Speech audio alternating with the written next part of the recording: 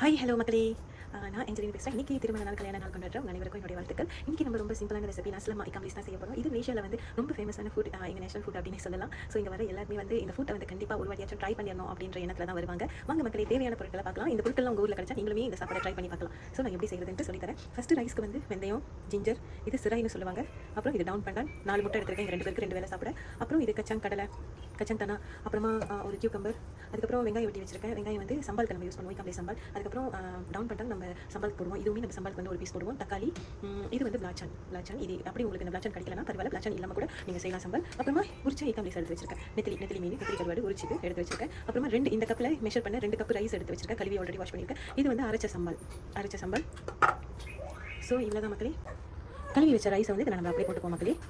அப்புறமா அது 2 கப்பு தண்ணியுமே நம்ம ஊற்றிக்கலாம்.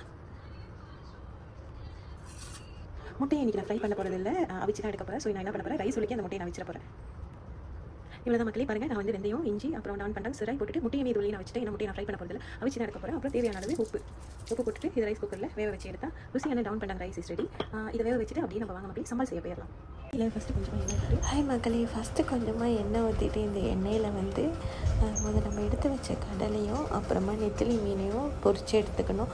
அந்த வீடியோ வந்து நான் எடுத்தேன், ஆனால் ஆன் பண்ண வந்து மறந்துட்டவாசி அந்த வீடியோ வந்து இல்லை. ஸோ அதை பண்ணிக்கோங்க.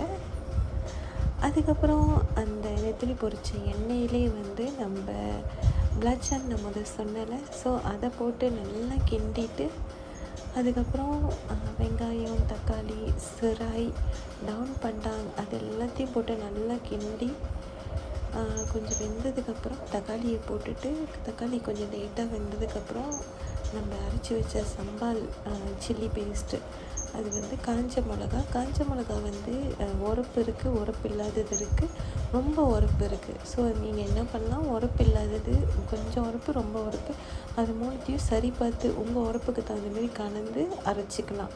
நான் அப்படி தான் மக்களே அரைச்சி வச்சுருக்கேன். 1 வீக் ஒன்ஸ் தான் நான் வந்து அரைப்பேன். ஸோ அந்த அரைச்சி வச்ச மிளகாவை இன்னும் கொஞ்சம் நாளைக்கு சரி நாளைக்கு புதுசாக அரைக்கலாம் அப்படின்னு சொல்லிவிட்டு இன்றைக்கி எல்லாத்தையும் நான் போட்டுட்டேன். நீங்களும் இதேமாரி செஞ்சு பார்த்துட்டு என்கிட்ட எப்படி இருக்குன்னு கமெண்ட் பண்ணுங்கள். நான் செய்கிற இந்த சம்பால் ரெசிபி வந்து எங்கள் அம்மாவோடையது. எங்கள் அம்மா நஸ்லமா வந்து ரொம்ப சூப்பராக செய்வாங்க. அவங்களோட ரெசிபி அப்படியே 100% நான் ஃபாலோ பண்ணி செஞ்சுருக்கேன். செஞ்சதுக்கப்புறம் நான் சாப்பிட்டு பார்த்தேன், உண்மையாக வேறு லெவல் டேஸ்ட்டாக இருந்துச்சு. நீங்களும் கண்டிப்பாக இதே ரெசிப்பியை வந்து ஒன்று விடாமல், ஒன்று ஸ்கிப் பண்ணாமல் ட்ரை பண்ணி பார்த்தீங்கன்னா கண்டிப்பாக உங்களுக்கும் எனக்கு கிடைச்ச அதே டேஸ்ட்டு, அதே ரிசல்ட்டு வந்து கிடைக்கும். சம்பால் வந்து அரைக்கும் போது நீங்கள் அதில் ஒன்றுமே போட வேணாம்.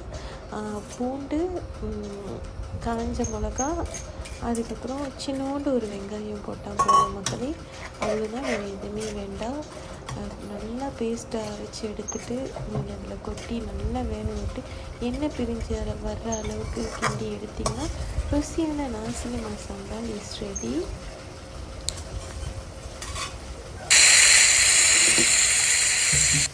நல்லா எண்ணெய் வந்து சம்பால் வந்து எண்ணெய் பிரிஞ்சு வர்ற அந்த ஸ்டேஜில் வந்து இக்காம்லிஸும் கொட்டிட்டு, அதுக்கப்புறம் தேவையான உப்பு, சீனி கொஞ்சோண்டு சிக்கு பருசாக போட்டு நல்லா கிண்டி திரும்ப நல்லா ஒரு தட்டு நம்ம இறக்கணும்னா ருசியான நெத்திலி சம்பால் ரெடி.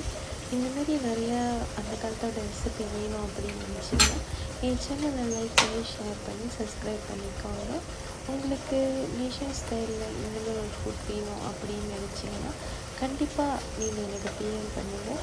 நஸ்லமா பிஸ்னஸ் செய்யணும் அப்படின்னு நினைக்கிறவங்க இந்த ரெசிபி நீங்கள் ஃபாலோ பண்ணி செஞ்சிங்கன்னா கண்டிப்பாக உங்கள் ஷாப்பில் வந்து நிறைய பேர் வருவாங்க. நான் கேரண்டியாக சொல்கிறேன், ஏன்னா அவ்வளோ ருசியாக இருக்கும். நான் சொல்கிற மாதிரி நான் ஃபாலோ பண்ணி செஞ்சீங்கன்னா என்ன எங்கள் அம்மா வியாபாரம் பண்ணுவாங்க தான். ஸோ வியாபாரத்துக்கு இதேமாரி சம்பளம்லாம் அவங்க செய்வாங்க.